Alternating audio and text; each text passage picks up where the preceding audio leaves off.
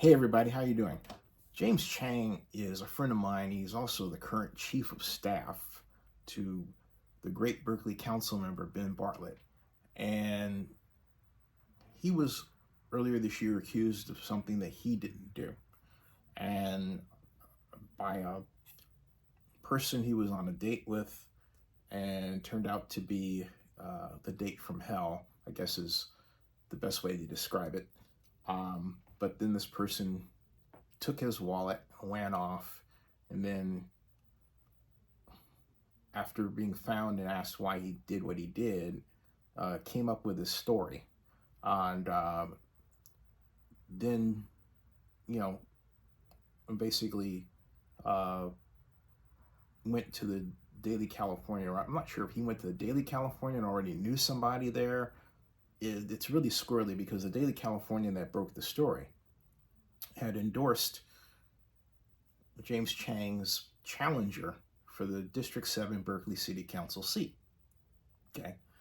And she is a current Cal student who actually pays into a fund that supports the Daily Cal. Now she's, of course, a Berkeley council member. She won.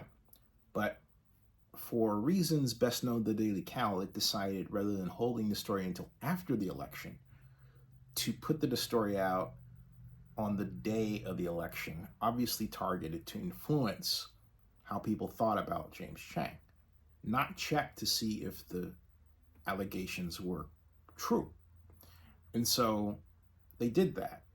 Now, the Daily Cal is owned by a 501c3.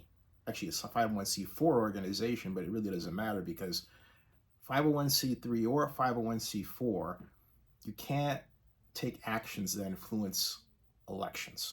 But the Daily Californian, full disclosure, I got my master's degree in city and regional planning from the University of California at Berkeley, did indeed take the action of influencing a political campaign. First of all, by writing about the campaign. Second of all, by selecting a person to endorse back in April 1st. And then third, by dropping bad news about a candidate. In this case, the candidate they just happened not to endorse, James Chang, on the day of the election. Now, what says political influence more than an action like that? I can't think of anything. Can you? I didn't think so. So the Daily California really needs to disclose why it does this. And California Attorney General really needs to look into this because there's this rash of nonprofits that call themselves news organizations and say that they're objective, but when it turns out that you look not too far deep behind what they put out as a facade, the reverse is true. And meanwhile, James Chang has an affidavit from a witness stating that he did not do what he was accused of doing. All right? And that's all for now. But remember that. If you ever see a story particularly from the Daily Cal or any other organization that didn't bother to dig, James Chang is innocent. My friend is innocent.